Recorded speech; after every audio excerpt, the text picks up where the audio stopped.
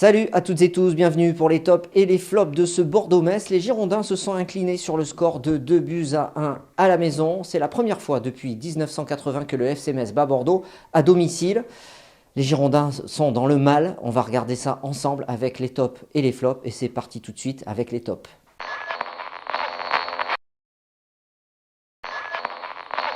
Premier top de ce match côté Girondin, parce qu'il y en a malgré la défaite, c'est Benoît Costil, le gardien des Girondins, a sorti une parade à la 20e, à la 55e, à la 50e aussi pour retenir les assauts adverses et il a cédé au final par 2 fois jusqu'à la fin du match. Il ne peut pas être partout.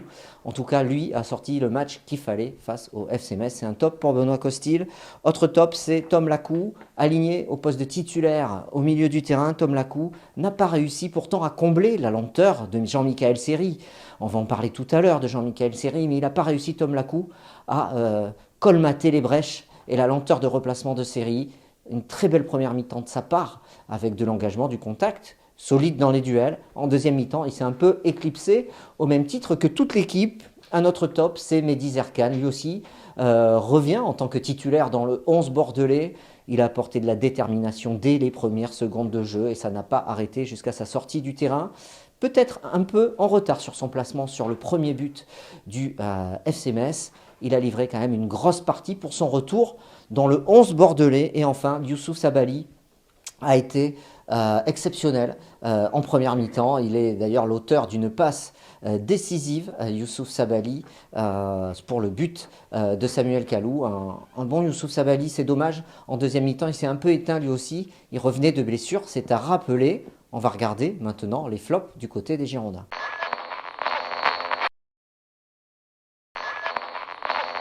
Les flops, il y en a du côté des Girondins et cette défaite de 2 buts à 1 face au FC Metz. Le premier, c'est dommage parce que c'est Paul Bass qui revenait de blessure. On peut se demander d'ailleurs s'il ne joue pas blessé cette rencontre. Déjà un premier ballon du match très mal négocié. Le ballon lui passe sous le pied et ça fait... il le dévie un peu et ça part en corner. Une erreur d'inattention de placement, peut-être un peu de tension. Malgré son expérience lui aussi, il est soumis à la pression. Attentiste sur l'égalisation du FC Metz, il recule. Au lieu d'attaquer le joueur et de l'empêcher d'ajuster Benoît Costil. Voilà, c'est un match compliqué pour Paul Bass dans la défense centrale. Défense qui évolue à 3. Hein. Il faut le rappeler. 3 défenseurs centraux, Koscielny, Bass et Mecher. Le deuxième flop, c'est Edson Mecher. Alors oui, il apporte sur son jeu de tête et dans les duels, il n'est pas trop mal, il est solide. Par contre, qu'est-ce qu'il est lent? La lenteur de placement, la lenteur de course. Il s'est fait déborder à de multiples reprises. Il suffit d'une accélération pour le mettre 2 mètres derrière. À croire qu'il avait la caravane accrochée derrière lui. Edson Mecher, c'est une mauvaise prestation de sa part. C'est pour ça qu'il est dans les flops.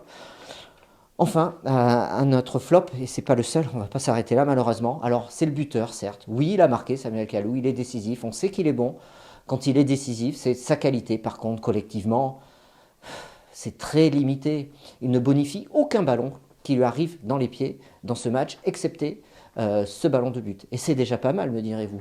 Mais c'est trop juste collectivement sur le reste de la partie. Il loupe la balle de 2-0 en deuxième mi-temps. S'il la met, ça peut changer la physionomie du match. Pardon. Et c'est un match quand même très compliqué pour Kalou qui montre que collectivement, dans la compréhension du jeu, dans le placement, même s'il a fait des efforts sur cette rencontre-là, c'est trop juste à mon sens. Autre flop, c'est Wang Huijo sur ce match. Alors oui, il va arracher le ballon sur le but de Bordeaux qui permet à Sabaly de le récupérer. Il va au contact, le ballon est contré, ça arrive dans les pieds de Sabaly. À côté de ça, il court beaucoup et il a beaucoup couru dans le vide au cours de cette partie. Et c'est compliqué pour un numéro 9. Il n'a pas une seule occasion de but.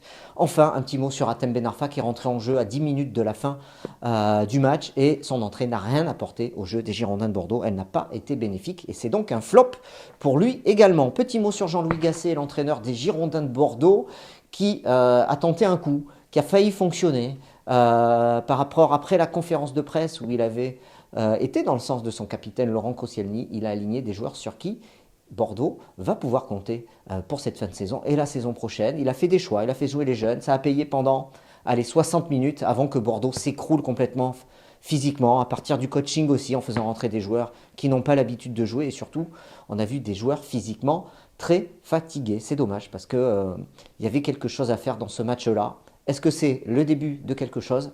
Les prochains matchs nous le diront. Attention, prochain match c'est face au PSG mercredi soir à 21 h.